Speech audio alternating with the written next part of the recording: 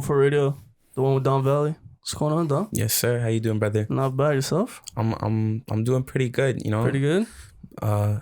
Things are going well for me. I mean, besides the whole COVID shit, but Yeah, can't complain. can't complain. Still insane growth over the last few months for sure. Yo, it's actually crazy because I tweeted last night.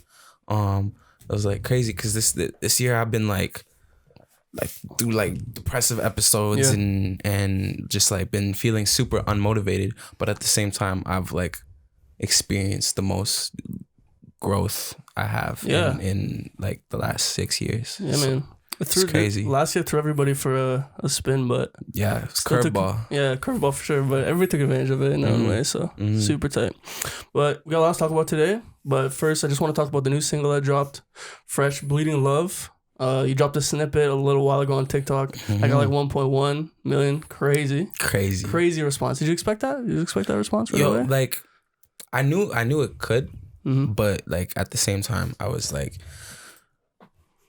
I'm always doubtful of myself. I got my doubts, but like I knew if I just like kept pushing it, then like one of the videos was bound to take off. I didn't think it would be that one because that was like the most like in the whip. Yeah, I was just chilling in the whip, right? Like I put the least amount of work into that one, and I just went crazy. Yeah, went crazy.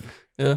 So right now it's in at like 65K on SoundCloud. When did you drop that, by the way? Monday. So, guy, that's so fast. 65K. It's only on SoundCloud and YouTube right now, right?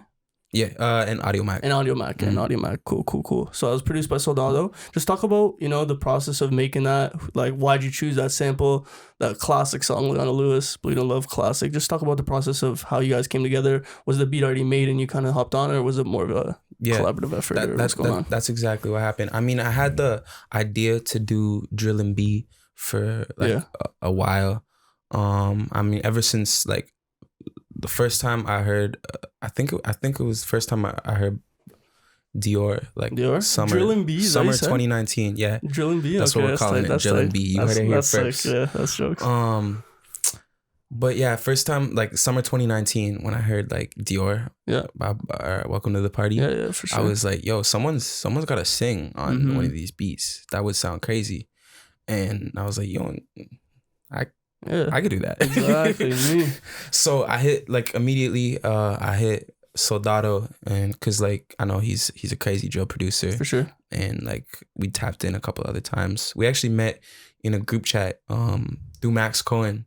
Shout out Max. Yeah, in a group chat in 2016. Okay, back in high school. Back. Yeah. Back. So which is crazy because everything comes full circle, right? Exactly. Yeah. Soldado produced the song. I laid the vocals down. Yeah. Max did the cover, and it all came from that one group chat in 2016. That's crazy. Full circle. But yeah, so I hit Soldado, and I was like, yo, I'm trying to sing on a drill beat. Like you gotta send me some heat. And he was like, yo, like definitely down. Someone like we gotta get that going. That sound could go crazy, and it didn't happen right away. Like couple months went by, and then like quarantine. Yeah, we went into quarantine. 2020 started. Depression started. Yeah, facts. Yeah. And then like I was just chilling at home one day, and he just sent the beat. Yeah. Didn't say anything else. He just sent the beat, and I listened to it. And immediately I heard the sample because like of course back in like 2009, 2008, whenever it came out, like that was one of my favorite songs. Of course. I remember worldwide jamming to that in the car on the radio. I keep bleeding. Yeah. Like, you know what I'm saying? And immediately I was like, yo, I need to flip this melody into some hard like drill shit and like just completely reinvent the song. You know what I'm saying? Yeah. So that's exactly what we did. Use experience from heartbreaks and shit, and for sure just talk my shit on the record. Yeah, most and definitely. Then that was in, I think it was April that we recorded it. So it's sent you the beat in April? Yeah. That's pretty quick, honestly, you know? Sat in there for a little while. Yeah, we sat on it for a couple months, and then December rolled around, December 2020, and I was like, you know, I gotta figure out what I'm gonna drop for the first song next year, because I took a look at my last couple years, and I noticed that the first song I drop of the year always does the best. Really? Like, yeah, it's crazy. What other tracks you like? What was your 2020? Scared to Death was my first track I dropped in 2019. Okay. I mean, Vallie Mode took over First Things First, but at the time, First Things First definitely held the throne. So yeah, I was just looking back and I realized like my first track, I mean, besides obviously it's been out for longer, but like it, in the first week numbers and first month numbers and shit, my first track of the year always does the best rather than to what I follow up with. For sure. That's interesting. I was like, then I got to make my first track this year a banger. I got to make it a good one. For sure. So I went to TikTok and I just started putting out snippets of different songs and just kind of noticing like which one was like getting better feedback, and immediately I saw Bleeding Love was getting like crazy feedback. I mean, like the first video I posted, it was just a screen recording and it got like a bunch of comments, and then I posted a next video and that did like 10K in the first like day, which like for at the time for me, I had like just maybe like under 20,000 followers on TikTok. So like at the time, that was super pretty good interaction, right? Yeah, definitely. So I saw that and I was like, okay, this is the one. I gotta push this one for sure. So I just started pushing it on TikTok and trying to like put out as many like creative promotion videos that I could. Like I did one where I was like, I went into the studio and was talking to the producer and pretended like, yo, we need to make like this skit, like a skit. We need to mix drill with R&B, and he was like, you fucking crazy. That's jokes. So so did a couple shit like that, and then finally the one that I just recorded in the car just took off. How many times did you like post before that one? How many videos you make for Bleeding Love before that, do you think? A bunch, eh? Probably like 20 to 30. 20. Yeah, see, that's crazy, dude. That's so crazy. It shows that, like, you know, you just got to keep at it. Yeah, you just got to keep going, and then eventually one of the videos will take off. It's not going to be immediate. But that's crazy. And especially the one, like, thinking that, you know, you did a whole skit based around it that didn't go, but you just were kicked up in the car, and that was the one that fucking, like, crazy. So, yeah, that video went crazy. My followers, after I posted that video, I went from, like, 8 or 9K to on IG, 13, on Instagram. On TikTok, it went from like 30K to fucking almost 100. Almost 100, yeah, it's almost 100 now. So then like I was like, yo, I gotta drop this ASAP. But the problem is like I wasn't. I told like people on TikTok and my followers was like, okay, I'm gonna drop this when I get to 10K. I know, and then 10K came. 10K, it's like as soon as I said that, they're like, all right, bet. Yeah, here you go. So I remember it got pushed a couple 1-2 times. Yeah. So I didn't expect to hit 10K that fast. I thought like I had at least till February that I hit 10K for sure. So because my plan, I already knew I was gonna drop it February 8th, right? So my plan was like, I'll hit 10K like February 3rd, and I'll be like, cool, 1 week, Bleeding Love. But I was like, shit, okay, 1 month. Yeah. And then, I lost my train of thought. So just the reason it was getting pushed. Yeah. So the reason like it was getting pushed is because we got to get the sample clear first off. Sample. Yeah, it's a big sample, but we're making the connections there, and the people are going crazy. You guys are going crazy, and it's definitely helping with that for sure. Because like the more numbers the song has, the more likely they're gonna see it and be like, slide it on through. But yeah, I just tapped in with this guy in Miami yesterday, the day before, and he's close with Leona's manager. Oh shit, that's tight. So real connected. Yeah. So I played him the track and he fucks with it. So he's gonna try to make the connection and link us through email.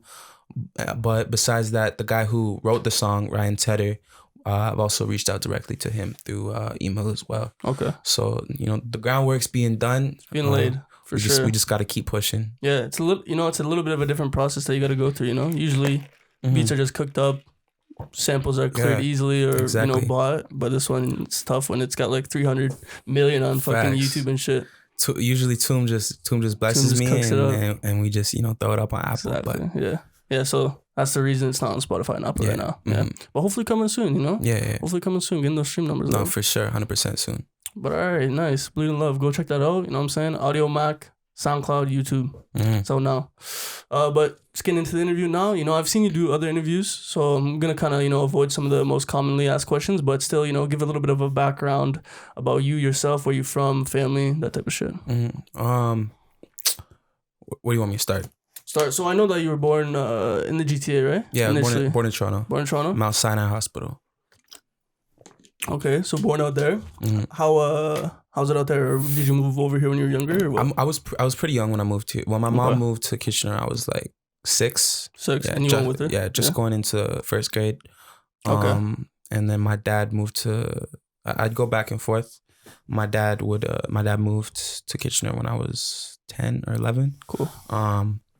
So yeah, I spent like most of what I could remember in Kitchener, but I remember daycare in Toronto. Yeah. I remember a couple of key things. Yeah, I remember a couple key memories that stand out. The teacher at daycare was a bitch. Yeah. Yeah. Yo, I remember. Not even a teacher, bro. Come on, too much respect. Babysitter. Yeah. Yo, I remember one day like there was two airplanes, right? There's 2 toy airplanes, right? And one of them had retractable wheels, so the wheels went up into the plane. And that one was the one you wanted. You know what I'm saying? That's sick, right? But the other one, the wheels didn't go in. So one kid got to the one with the retractable wheels first, and I had to play with the one with the wheels, right? So no good. I'm doing my thing. I'm flying the plane. I start spinning in circles fast as hell, right? Just flying the plane. Boom! I thump a kid in the head with the plane.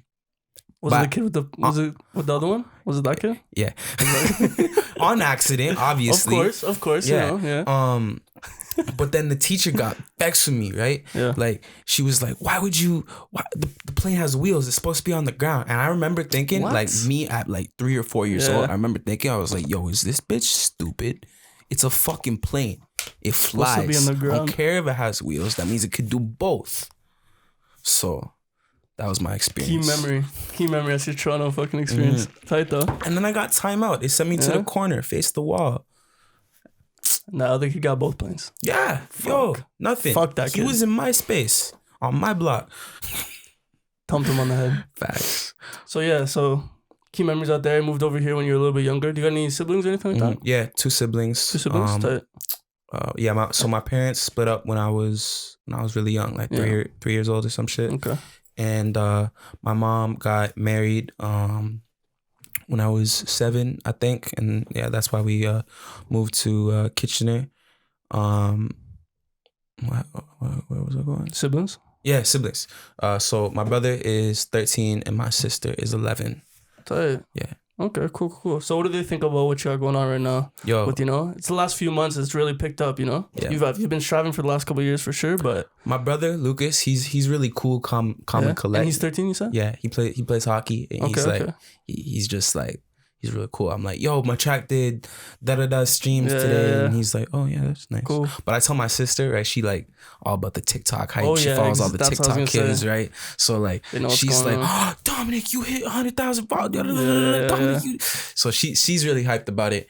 That's like, she wants to be a actress. She wants to be Disney Channel. Okay, like, some art, you know what I'm saying? I rate that. We're gonna have some famous people in the family. For sure, I feel like that being as like the older brother, it gives them inspiration, shows them that you don't just gotta do what everybody else is doing. Don't just gotta follow the same path. You can make it yourself. Super tight. And the parents, your parents so supportive of it? When I feel like, a lot of times you were in the Push the Wall interview, shout out those guys. You were talking about how you first started making music and how you got grounded on the summer and fucking were locked up in the crib, so you just started cooking up beats on GarageBand and shit. So were they always supportive? Or I was like, yeah, like do your thing, or were they like you gotta go to school, or what was the vibe on that? My dad was like very supportive from the jump. He was like, yo, you gotta chase this, like go. Like, you got talent, do it. Tight. My mom was like, it's nice, for but sure. Like, still like you could go to school and still like you to do this. But for sure. took some convincing, but she's definitely all on board now. For sure, you gotta be. But even then, still like back when she was like I gotta have a plan B or whatever. She still like for my birthday, she got me my first microphone. It was a blue Snowball USB. So like she definitely still supported me. That's good. And fuck, what was my point? Not sure, whatever. But just the fact that she supported you, that's good. No, she definitely still supported me. Yeah. And I think she was just glad that I was staying out of trouble. For sure. Most definitely, you know. See what happens when you get grounded, you know, it teaches you a lesson. Some good things happen. Quick lesson. Exactly. Did you ever, growing up, you ever have a job? You ever have a part-time job or anything like that? Going crazy? My first job was at Value Village. Value Village? That was a connect, low-key. That was a connect. That is, I got a question. Value Village is a thrift store, for those that don't know. When you work there, do you get to slide the stuff to the side? Like, that's what I always thought. It's frowned upon. Oh, frowned upon. But you do it. Like, I remember one shift we were closing, right? Yeah. So like after the tills is closed, you couldn't go back and buy anything. For sure. And I found a Louis bag. Okay. Fake, obviously. But like, yo, VV Louis bag. Grade 9, I see you see a fake Louis bag for $12. And I'm like, yo, that's mine. Exactly. So you know what I did? Like they sell couches there too, right? Everything. Appliances. Everything. So like I went to one of the couches because no one ever fucking buys a couch from Value Village. Yeah. And I slid the bag under the cushion of the couch. You know, I'm like, I'm in tomorrow. I'm gonna buy this tomorrow when I get in. Get in tomorrow. Someone bought the fucking couch. No. Someone bought the couch. I didn't even see that coming. I thought somebody found the bag. Someone bought the couch. What a sick couch. Imagine. Yeah. So you gifted that person. Home, they're like, I don't know. Something feels off with the cushion. Boom, free Louis bag. That's jokes. And the crazy thing is too, is when you work there, you get 50% off. So like, 50% things off. Are already like mad cheap. Yeah, 6 bones for a fucking fake Louis bag. That's not bad, bro. Tell you.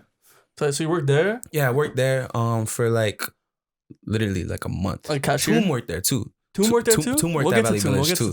We'll get to Tim. Don't worry. So I worked there for like a month and then I got fired. Okay. For what? Yo, it was some bullshit. Like stealing Louis bags. No, I went on like a 1 week camping trip with my family. I do it every year. Yeah. And I told my manager, right? I'm like, I'm gonna be gone for a week. I get back Sunday. So and they don't post your schedule online or nothing. Okay, they don't send it to you through email. They literally give you one piece of paper and that's your schedule. That's for the week. Yeah. So like I get back Sunday night. It's late as hell. I go to bed. I wake up in the morning at like 10:30, 11 or some shit. And maybe it was a Saturday. I think it was a Saturday. Okay. So I wake up Sunday morning and I call at like 10:30, 11. And I'm like, hey, I forget what his name is. But I'm like, hey, bro, I just want to get my schedule for this week. And just let me know when I work. He's like, oh, you're supposed to be in right now. Oh. I was like, yo, I told you I was on vacation. Yeah. I get back Saturday. I'm calling Sunday. I get back Saturday. You're gonna schedule me in for Sunday morning without telling me. So that was strike one. Okay. And then what happened? I had to Uber to like one of my next shifts a couple of days later, and like my mom had car trouble or something. She was gonna give me a lift there, but so I ended up having to Uber. So I called them ahead, and I'm like, "Hey guys, just letting you know, I'm gonna be a couple minutes late." I wasn't even late too. Yeah, I just gave them the heads up. I was like, "I'm gonna be a couple minutes late. I got an Uber, but I'll be there." So they're like, "No worries, it's okay." Yeah. I Uber there, pay for the Uber, get to work, walk in, strike two. They fired me. Fire you on They fired me. Not even 3 strikes? They couldn't even tell me that on the phone. Oh my God.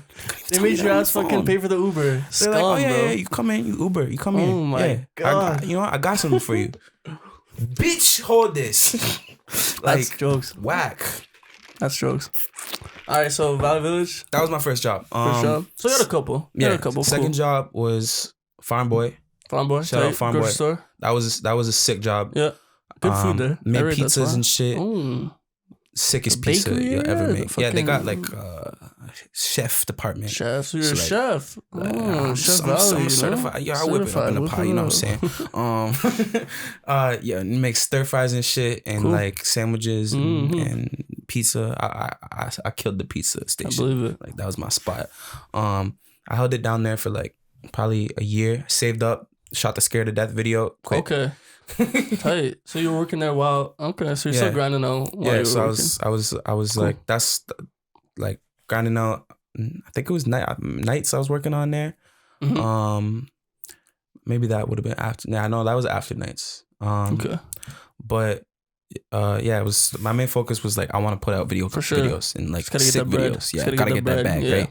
So saved up a couple week paychecks and we shot the Scared to Death video, and then after I watched the video, I was like, yo,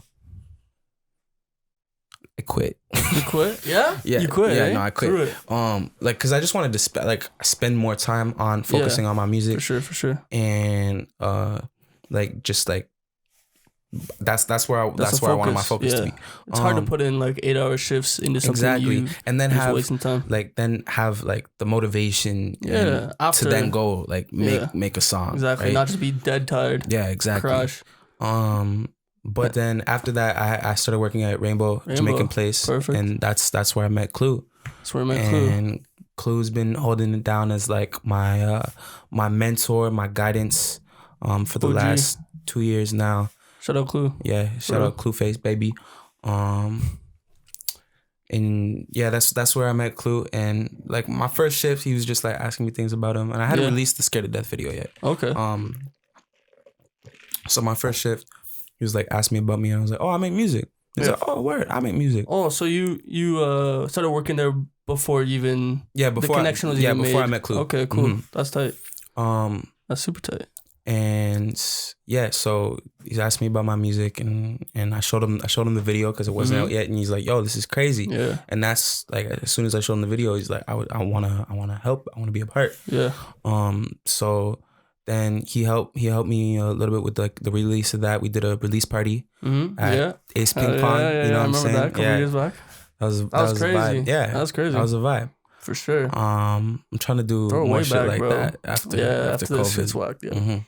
Yeah, man, that was actually a long time ago, era, bro. Right? Long time like ago. It feels like a different era. Even for this, I was doing some research, just on shit that you have out, and that Push the Vallie review was 2 years ago, bro. Yeah, that shit's insane to me. That shit's insane. It feels like it feels like just a couple months ago. Just a little bit back. Couple drops ago. We're in 21 now. So so working with Clue, I see you got Natalus music, right? Yeah, that's just a little. I don't even know if you don't even know. I was just if I'm gonna like it's because I always want to start my own brand, right? For sure, yeah. That's like my main focus outside of Don Vallie. I want to like create my own brand so I could branch out to different things, right? For sure. And Natalus, it was like back in when I was like 18. Okay. That was like, this is. I thought my head. I was like, this is a sick name.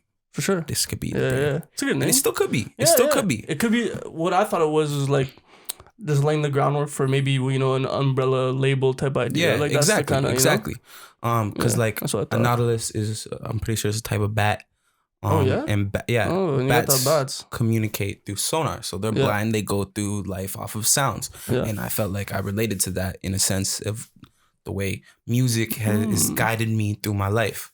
So that's where that name came from. I still fuck with the name Natalus. That's a sick explanation rolls too. Rolls off the tongue nicely.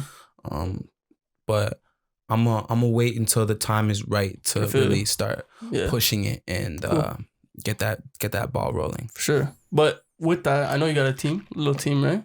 So Clue's definitely on the team. Yeah, Clue's on the team. And Toom's on the team. Big Toom. John Marco's on the team. Yeah, he's helping.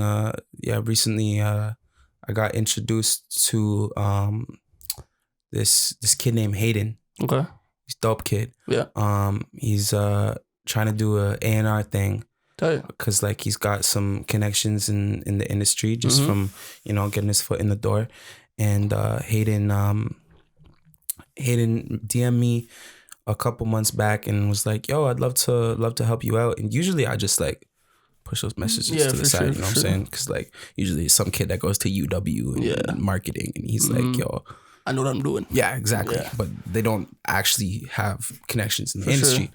But Hayden helped this kid named YSB Trill, helped get him signed. And Cool. Hayden, he's like, yo, I love your music. I would love to help with what you're doing. Mm-hmm. And I was like, yeah, that's dope. Let's run it. So we've been working together for a couple months now. Cool. And Hayden introduced me to John Marco. And John Marco does like marketing and stuff. You know Velo? Velo? Mm-hmm. I don't know, maybe. Toronto artist. Toronto artist? Velo? Mm-hmm. I'm not sure. Going crazy? He's doing his thing. He's doing his thing. Yeah, but John Marco, he's helping like the marketing side of things. Mm-hmm. But nothing that we've put out yet. So sure. Bleeding Love has all been TikTok. Yeah. And love from TikTok. For sure. So now that like we put up, we laid that foundation. Mm-hmm. Now we're trying to like reach out into different avenues for marketing. Sure. We're reaching out to like trying to get it playlisted and shit. Mm-hmm. Trying to get like influencers to hop on the shit. Most definitely. And yeah, just doing our thing in the marketing world. But that's yet to come. So we'll see. Sure. We'll see the growth and how that does further. How's that been? So before, like you said, it's been your own kind of promotion. It's been your own thing, doing unsigned, doing your own thing, you know? Yeah, everything so far has been my own promo. Exactly. So now you're kind of, you know, putting your foot in the industry door a little bit more, you know? Yeah, I'm dealing with to. labels, that type of vibe, right? So how's that been so far? It's a little bit challenging. Like even cleaning the samples is probably a little bit of a different aspect, right? So like it's different 3 months ago, I probably would have just uploaded the song without getting it cleared. But like I've made some friends in the industry now, and I want to just like do everything proper. You know what I'm saying? Yeah, like, for sure. Like come correct with it, and like just keep make sure everyone I have relationships with keeps their relationships happy. You know what I'm saying? And just do it proper. Cool. All right, so you got a little bit of a different sound. Not too many people sound like you, you know, you got lots of range. You make tracks like Tweaking, which are super, you know, intense. And then you make tracks like Bleeding Love that are more drill and B, right? I like that. I like that drill and B. I like that. I rate that. So, first project you ever put out was Nights, right? Where have you seen the progression to now, you know, being able to... Nights is all, you know, it's all kind of the same type of thing, not too melodic compared to what you make now. So how's the progression been even over the last couple of years? How do you feel like you've grown, and what are your, you know, what's I feel like the music I make now is just like an exaggerated version of what I was putting out with Nights. Like Nights still had some melodies like 11:11, Sunrise, and it still had like hard hitting Dreams in the Shadows, 10 Nights, you know what I'm saying? So I feel like the stuff that I'm putting now, I just like Nights was the foundation. Yeah. And then I was like, you know what? Melodies. Let me see how far I could take it with the melodies. For sure. Bars. Let me see how far I could take it with the bars. Like energy. Let me see how far I could take it with that. So I'm just trying to like really do the most that I can with my sound, because like that's what music is, and that's what being an artist is experimenting. Yeah. And pushing the limits. Pushing the limits. Exactly. Pushing the limits. Yeah. So that's what I'm trying to do. Cool. So do you think that you're still trying to find your sound, or do you think you're set in your sound that you're making now? I don't think I'll ever find my sound. That's a good answer. I don't think I have one sound. I think like I'll just keep experimenting and keep pushing the boundaries until I've made something that nobody's heard before. Yeah. That's my goal. Cool. That's super cool. Yeah. Touch all the different genres, you know? Tight, super tight. So, you know, a lot of different people have different creative process for making music, but are you more of a writer? Are you more of a freestyler off the dome, or what's your... I'm definitely more of a writer. I like to take my time and really map out like where the track's going, what the track means to me, what the beat means to me, what the beat says, and how I could really amplify that. So yeah, that writing, I definitely I like to dabble in the freestyles a little bit every now and then. They're fun. Good practice too, you know. Yeah, exactly. But I like to write because I've been writing for as long as I can remember, and I like to I don't want to say quality because I know people who could freestyle and it's crazy. Everything makes sense. The bars are there, like, and everything. Yeah. I feel like writing provides a little bit more substance, you know? Yeah. A little bit more meaning to the song. And I try to make sure majority of my lines have those double, triple meanings. And, that's sick. Yeah. Hell yeah. Cool. Do you cook up beats as well? Not really. Like I used to, and then I met Toom. So you met Toom. Talk about Toom a little bit. So you said did you guys meet at Vallie Village? We met. Yo, get this. We met playing house league hockey. House league hockey in 7th grade. Crazy. Yeah. Both doing nothing. Nothing in the ain't shit in the hockey world. we weren't there. Yeah. But yo, I remember being in like the change rooms, like. Okay. Like doing our thing, and like me and Toom, we get the team hype. That was our job. Like we set up the playlist. We knew what rap songs, we knew what tracks to play. That's cool. And we get the team hype. DJs, And then we started chilling outside of sports, and like I would show him like bars I was writing and shit, and like make like little beats I was making, and he was getting into the more production side of things for sure, while I was getting into the more like writing side of things. Exactly. So he was like I remember one day we were chilling at my crib, and he was like, yo, let me play some beats for you. And I think it was the first beat he played. It was Rolling. I don't know. You probably don't know Rolling. I took it down, but I'm sure there's one of my followers remembers Rolling. And we recorded it in the crib. Horrible acoustics. Of course, yeah. Horrible acoustics. We didn't even mix that shit. No, just put it out. SoundCloud? Yeah, SoundCloud. Just drop it on SoundCloud. And you know, I remember in that song, one of my lines was like, I want 100K on SoundCloud. Gotta make my mama proud. And now Bleeding Love is almost there. So it's cool to kind of like look back on things that I've said in the past that I was like, yo, this is what I want. And then now I have those things. Yeah. So like that's what I keep wanting to do. I'm gonna keep setting my goals higher and then keep achieving them. Speaking them into existence too, you know? Hope's cool. All right, yeah. Shout out to him, bro. We actually shot the music video for Rolling the day after we made the song. Yeah. Day after you made it, too. Yeah, we were like, yo, tomorrow, I think he slept over. Tomorrow we'll wake up. Yeah. We'll go shoot the music video downtown. Did you shoot it? Yeah, Tom shot it. He had a little stabilizer too. That's sick. And you know, we were just like posted up downtown. We snuck into a building, got in the elevator. Okay. And just like did it. It's a horrible, but it has a concept. Cause like at the start of the video, I'm just like bummy, right? Yeah. And I'm walking on a path somewhere, and then like it goes into I think like we zoom into my shirt. That's the transition, and then it comes out, and I get out a whip, and I'm like in the parking garage. I'm downtown. You know, I thought this was the sickest fit. I was wearing jeans, peanut butter Timbs, and a Blue Jays jersey.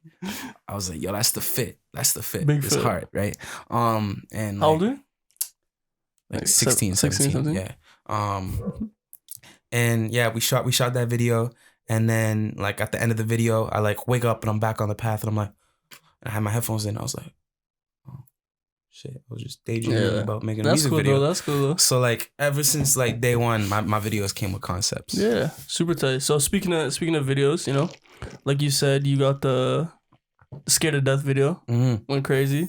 That was shot by Iced Out. Yeah, Iced Out Visuals. He killed that shit. I really like the concept of that one. For sure. The like you said, it's 3 different common music videos. You die in 3 different times. Super sick. That's tight as fuck. But you also got, you know, Longest Day. You got Rowdy, and you got Vallie Girls. I want to talk a little bit about Vallie Girls. So Tartarus. that looked like, and Tartarus. Sorry, my apologies. That's actually a crazy one too. That was shot like just over here. Yeah, yo, well. I was just I was on my way here. It's gone. The building's gone. That makes it better. Yeah, I was telling Cho, I was like, hey B, that's where we did the Welcome to Tartarus video. Yeah. And she's like, where? Yeah, fuck. Just like tore the building down. Yeah. I was like, well, there used to be a building there. Yeah, that's a good video too. That was Iced Out too, right? Yeah, Iced Out. Yeah, cool. But I want to talk about Vallie Girls. Vallie Girls look like super high production value, you know? That looked like a movie, you know what I'm saying? It looked like a movie. So how was it working on that one specifically? Cool scenes you had in there and working with KR and his team. Yo, I really liked working with KR and his team. Like they're very professional and they have like things set up like this. It's not just Kevin coming with his camera. Like he's got a guy that specializes in lighting that came with him, and then he brought you weren't there the second day, but the second day he brought a photographer for like behind the scenes shit. And he also has Julia, who is his producer, right? Yeah, producer. So she just like keeps it pushing, makes sure everyone's doing their job. So like I liked working with them. We're definitely gonna be making some more movies with them. Cool. But that budget, honestly, the budget for that video was pretty similar to Welcome to Tartarus. All right. Yeah. Tight. And wow, that's actually says something. Cool. I just am learning more ways on how to stretch the budget in what you want to spend it on in order to like get that quality. So like the best thing you want to spend it on, like hands down, first of all, is the videographer, the production. For sure. You want to make sure they have a proper camera and proper editing skills. The second thing I put my work into was locations. So like the one location was I'm not gonna name the place for sure. But it was a restaurant that's in my building. Yep. So like I live above them, and like I just like made a relationship with those guys downstairs, and like we ended up shooting the restaurant scene down there, and that was like I don't think they made me pay anything. Yeah, we got a couple. Well, I mean, it was COVID. They couldn't really do anything. That's true. So like just sitting there we got a couple drinks and just like paid for like our drinks and our time to spend there. But like we didn't have to like throw down like some change to rent the location or anything. And then the second location was the cottage, and that I just like my mom's friend from high school. Nice place. Crazy place. Beautiful place. Crazy place. My mom's friend from high school. They had that cottage. So like I reached out to them and I was like, really want to make a music video, and I think like you guys have a beautiful property, and I would love to be able to use it there. So both locations free of charge. Nice. Both my fits, I'm pretty sure I got at H&M. So yeah. And you like made pants on some of that shit? The pants I made myself, but like the dress fit, it was all from like H&M. The shoes were like from Winners. Like I spent like probably like $40 on the fit. Yeah. But it looks clean, right? Yeah, definitely. And you know, taking advantage of places like scene locations are sometimes the key costs, you know? So being able to bang those out for the low. Yeah, lighting, location, and editing skills. Yeah. Key. You need that. And the girls, I didn't pay any models. It's just friends. Homies. You homie came through just shoot some BTS shit. What else?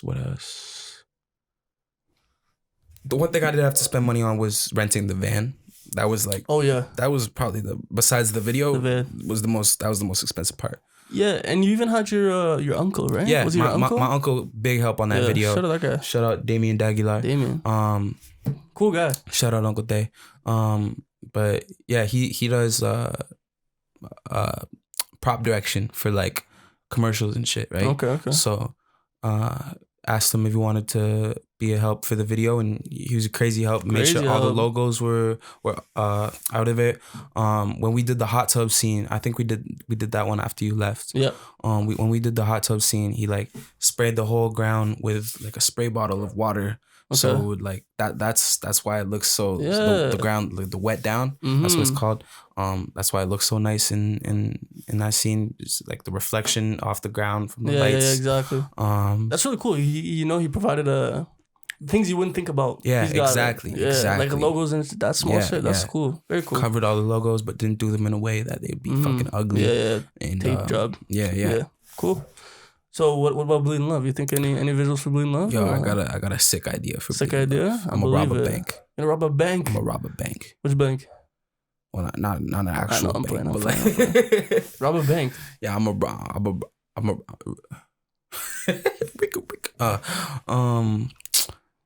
Bonnie and Clyde. That's what we're Bonnie doing. and Clyde? New Age Bonnie and Clyde. I rate that. That's what the video is going to be. I rate that. Bonnie and Clyde. Cool. So there's going to be a video for it. Tight. Working on the treatment right now. KR is going to shoot it. Super tight. Back with those guys. It's going to be fire. Awesome. All right. So we talked about TikTok already. We kind of talked about COVID. You know, I don't really want to stick on that. Fuck COVID. Fuck COVID. You know what I'm saying? What do you think the biggest damper it has been though on your last year and this year coming up? Like damper, like what has it like, you know, obviously shows and stuff like that, but like did it reduce your motivation a lot, or what? Yeah, definitely. What was the biggest challenges you faced? Definitely with like the motivation thing, because like I feel like I'll have good days. I'll have great days where I'm like I just feel motivated and I get a lot of my shit done. I make a lot of content. Write a couple songs, and then, you know, I'm not really able to do anything with those days, right? Like I have a good day, but I'm still at home. So like definitely on the motivational side of things, and then just like linking up with my people, the homies. Like I like seeing my boys. I like linking up with the guys that like going to the club.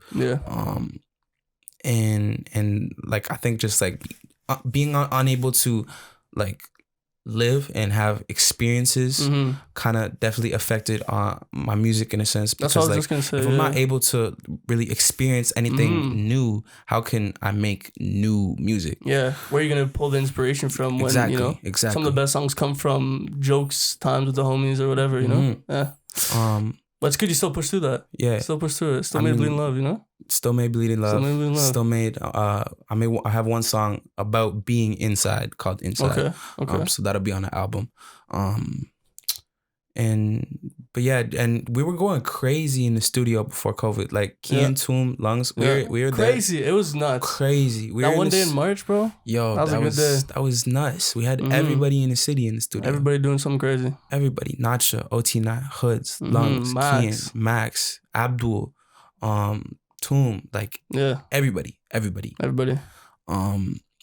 So like just like those type of link ups, like we were going crazy every day in the studio making like 3, 4, 5 songs, and all of a sudden boom, nothing.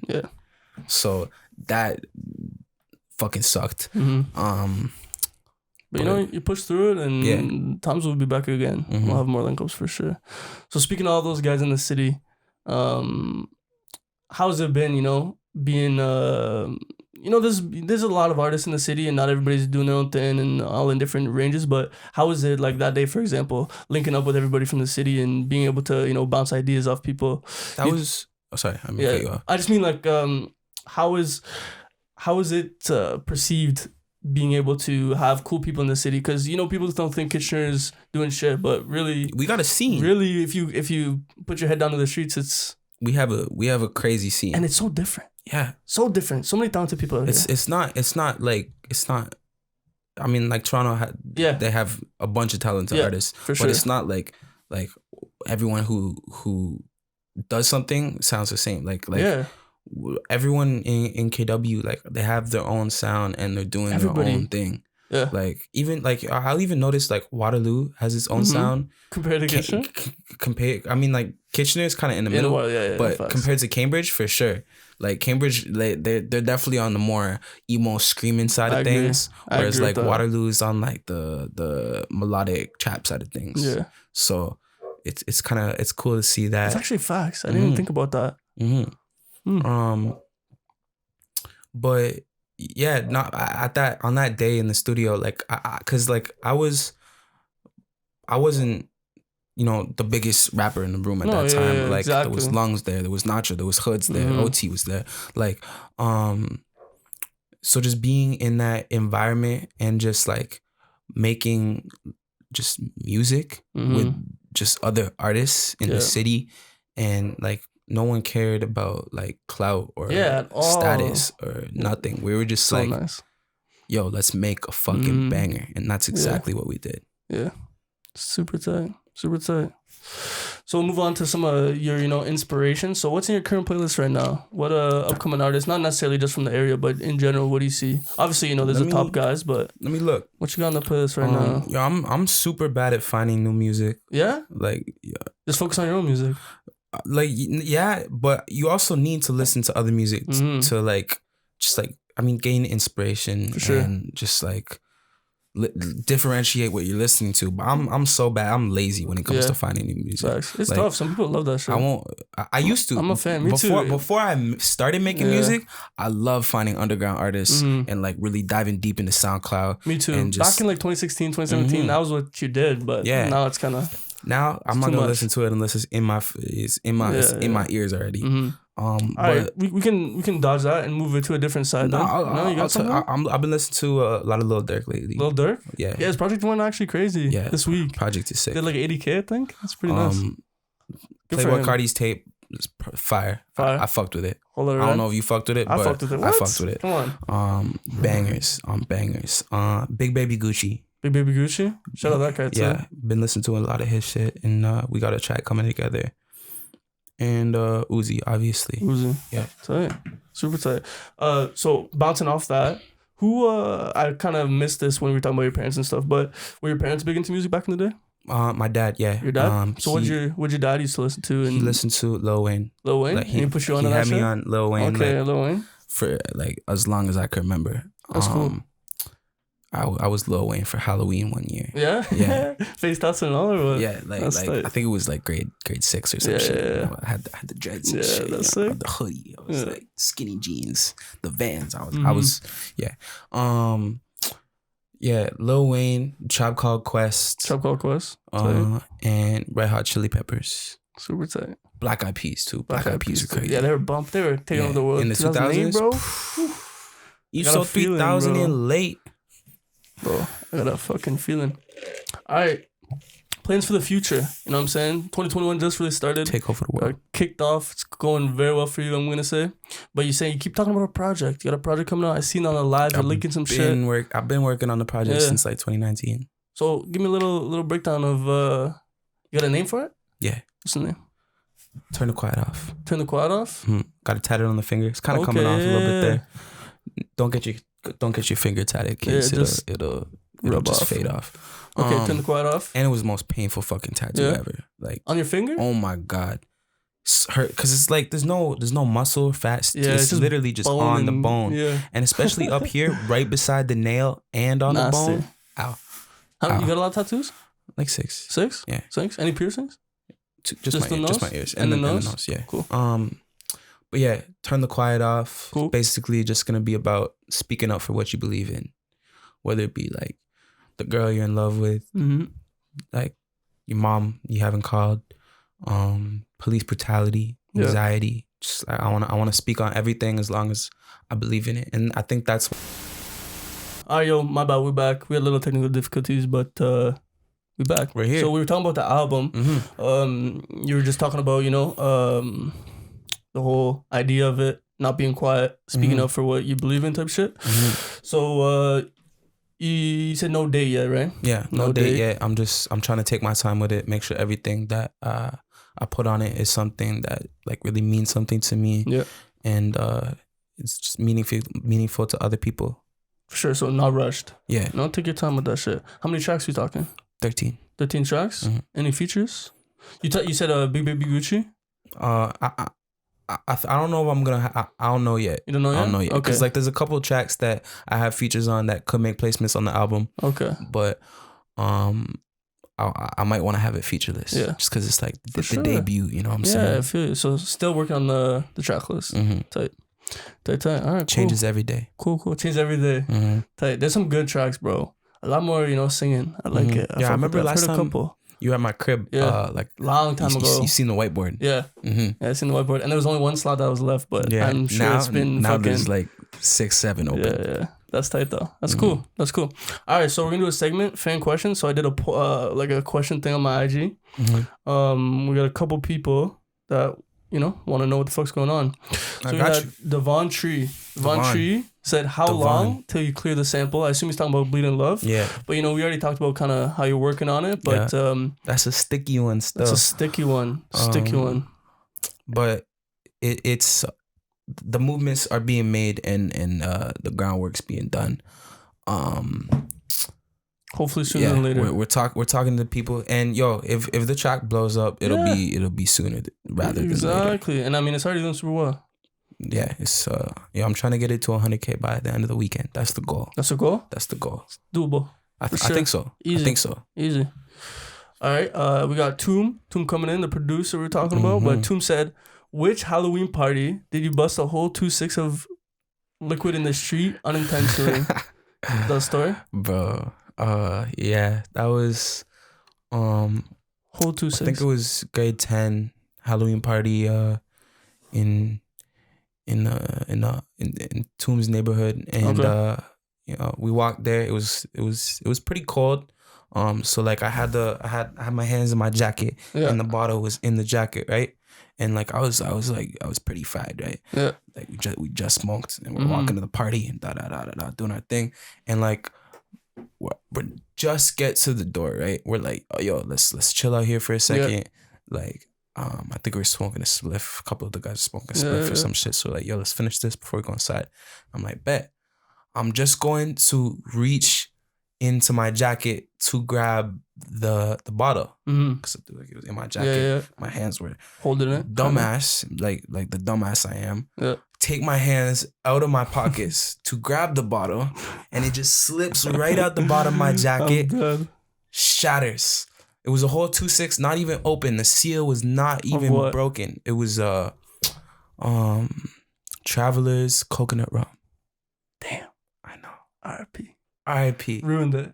Ruined the night, bro. It's already hard enough to get licks back then, and now you gotta fucking bust it on the ground. Hard enough to get licks in when you were 16. So like, you have a whole bottle, that's golden. At 16, you got a whole bottle. Usually you just still a little bit from, you make fucking swamp water in a water bottle. You still all the shots you stole from your parents, right? Yeah. We had a whole bottle. Like, oh my God. Done. Murked it. That's alright though. That's actually jokes. I thought you like crushed it or something, but no, that's a better story than you just fucking crush it. Yeah. All right, we got a next one. Wake Up Raf on IG said, you in university?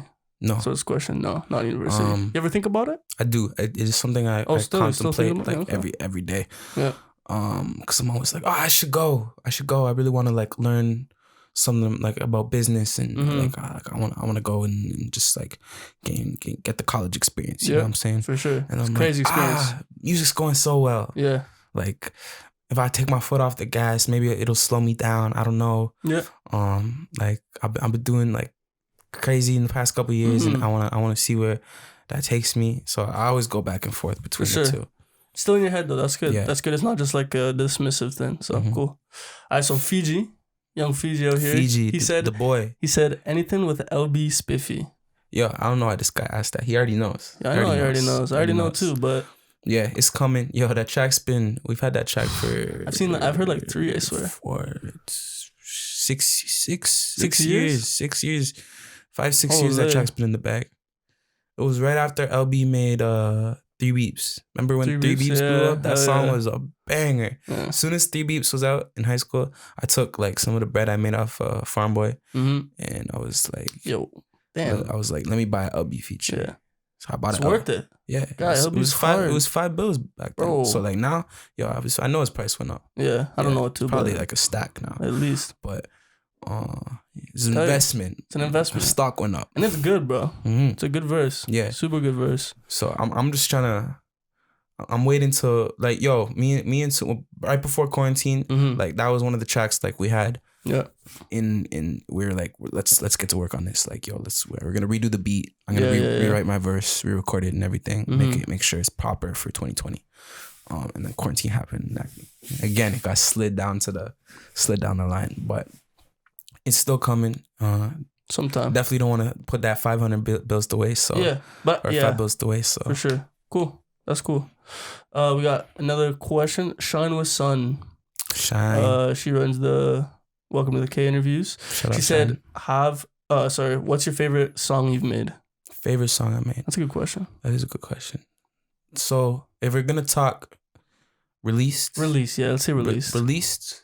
Say released. Bleeding Love. Definitely. Bleeding Love? Definitely. Okay. Just because I love making new shit. Something I've never done before. Bleeding Love's a banger too. Bleeding Love is definitely falls under that category.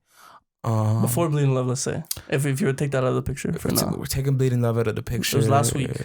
I asked you. I'm going to say Vallie Mode. Vallie Mode? Yeah. I like Vallie Mode too, bro. I say Vallie Mode. I like Vallie Mode too. I like the cover on that one. Yeah, you like the cover because you did it. I like the cover. All right, last one. It's Cho on IG said, dream producer collab. Dream producer collab. Another good question. That's a good question. Shout out these guys. I asked it myself. You did.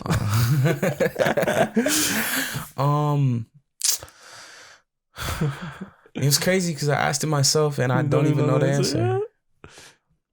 I want to, Pharrell. Pharrell? Pharrell. Whew. Definitely. That'd Pharrell. be crazy. Definitely. That'd be crazy. On his Neptunes vibes, just make some fucking vibes. You know what I'm saying? Yeah. Like that's a good answer too, though. No, like it'll be a banger. It'll be a hit. Yeah, but it'll be a vibe. Crazy vibe. Mm-hmm. Nice. So maybe he'll get on the feature too. All right. So another section of the podcast, we're gonna talk about just a culture recap. So what happened this week? So yeah, pretty much just what happened in the community. So you see Lil Uzi? His Lil diamond? Uzi put a fucking 24 mil pink diamond in this guy's forehead. That's so hard. Guy. He said some guy was tweaking at him saying like, yo, you're copying my swag or whatever, but he said he got it from Lil B. Rocka, who's that guy? I don't even know. Sauce Walker? Sauce Walker. Yeah. Sauce Walker. I seen his video too. He put one in under his eye. But Uzi's is hard. That's and Lil B did it, bro. Lil B put it like a fucking bedazzled bindi, like the bindies. Really? Yeah, so I guess that's where he got it from. That shit's crazy though. Yeah, that's homie said that he'll die. If they take somebody rips it out. Yeah.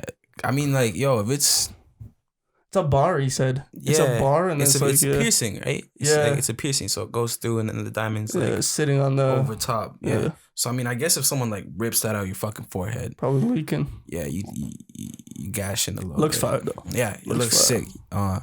Before anybody started talking about the Avengers tweets, I remember I tweeted Uzi watched one episode of WandaVision and was like, yo, I got an idea. That's jokes. But that's hard. Like hard. Something different. Taking drip to another level. Yeah. Mm-hmm. And he said he's been paying us since 2017. Yeah. So that's tight. Shout out Uzi. Mm-hmm. Shout out Uzi. Next up we got The Weeknd killing the Super Bowl performance. Yo. I don't know if you fucked with that, but that shit was crazy. I actually didn't watch it. You didn't watch it? I didn't watch the Super Bowl. You didn't see the performance though? I didn't watch No? Oh, it was crazy. That was drop day. Yeah, true. That is drop day. I was focused. Promotion wise. Mm-hmm. He did kill it though, he did his thing. Shout out, the fucking Northside Cannon. I'm gonna go back and watch watch recaps. He invested $7 million of his own bread into it and didn't get paid a cent. Yo, but like that's amazing. That like he $7 million. He got $7 million. That's 7 shows. Yeah, but for like sure. The marketing and like the post revenue that he's gonna get from that, like, do you see like I think 25 of his songs were on the Billboard charts after the Super Bowl. That? Yeah, like crazy. It was a super smart move. Super smart, and I hope one day I can get to that level. That's what I was just gonna say. So that's the marketing aspect, of course, but even the fact that that's like a milestone, bro. Huge artist milestone. If you get to perform at the Super Bowl halftime show, that's like, and he's Canadian. Top. And he's Canadian. Shout out that. But what milestones are you looking to touch upon? Like obviously, those are huge ones, but do you have any like kind of, short to mid-range goals that you're trying to milestone wise? I'm trying to go out to LA. Like I've never been. Even if it's just for like vacay vibes, like I'm trying to just go and get that experience. Mm-hmm. But in terms of like goals and milestones, let's see. Honestly, I'm just trying to like get my music to a point where like I can live off it stress free. Yeah. For and sure. just Financial freedom. Financial freedom and just like be happy where I am and situated and that's the point I'm trying to get to. Yeah. A sick thing is like all you gotta do is make minimum wage. Mm-hmm. Make minimum wage out of music, bro. You're doing something you love and you're making, and then and if it goes super well, then you're chilling. I'm happy. Chilling.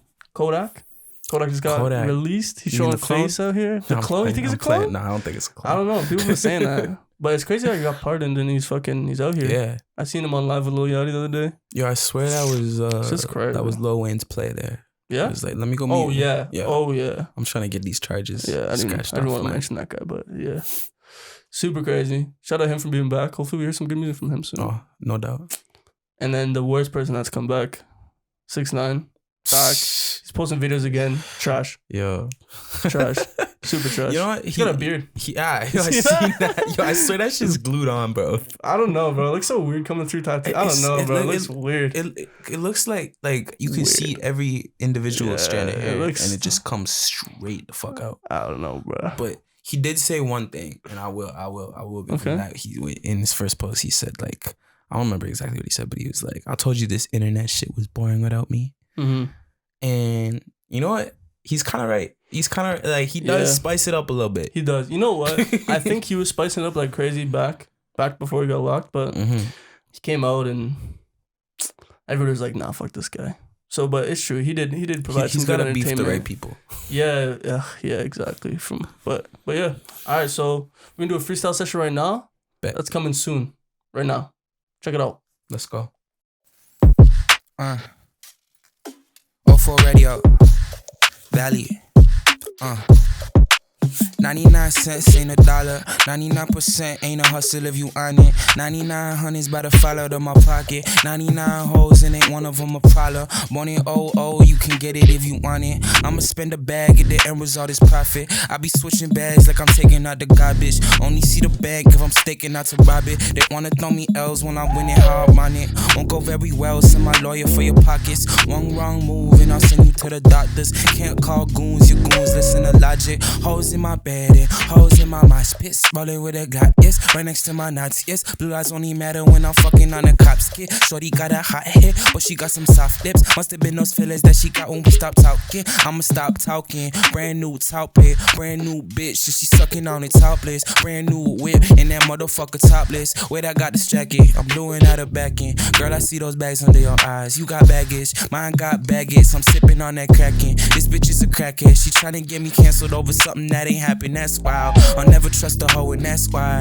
Oh, that's your girl, now that's ours. I like my women with big tits and fast cars. She like when I put it in, said Vallie, oh, that's hard. That's bars, no prison. Part of all linen. Only 5'6" on my money, I'm $1 million. She wanna get Vallie. I said, are you kidding? Little bitch, a baddie, I'ma kill it, then dismiss it. To my mom, I'm on a mission. Not coming home till it's finished. I got things to do, people to see, money to make. So by the money, you just leave it to me. I got people to see, money to move, things for me. So just leave it to me, yeah. 04RADIO, Vallie Mo. Left. Yo, that was super tough. Thanks, Dom. Appreciate you coming up. Appreciate you talking your shit, you know. Thank you for having me, fam. No problem. We're going to get these 04RADIOs up and running a little bit more. Yeah. And we'll have you on, you know, in a couple months again. And we'll see the improvement you had. So, yeah. Any final last words? Let them know where they can find you, that type of shit. Yo, if you're here right now, stick around because we're going to do some crazy things. Crazy. Vallie team. I don't want to call my Vallie team. I don't want to call my supporters yet. No? Gotta come up with some names. Vallie Victorians. No. Vallie girls is good, but they're not all girls. You know? Yeah. Maybe I talked to the people. I was like, should I have 2 different names, like one for the men, one for the girls? Can't be corny though. Can't be like Vallie Army or something. I know. Corny it'll come. Yeah. With due time. I'm sure somebody will. It'll be organic when it comes. Most definitely. Maybe it's someone watching. Yeah. But yeah, I appreciate all you guys and 04 and the support that everybody's giving me and that it motivates me to keep going and keep pursuing my dream. And yeah, shout out you guys. Love you guys. And yeah. Love. 04RADIO. See you in the next one. 04RADIO. 04RADIO.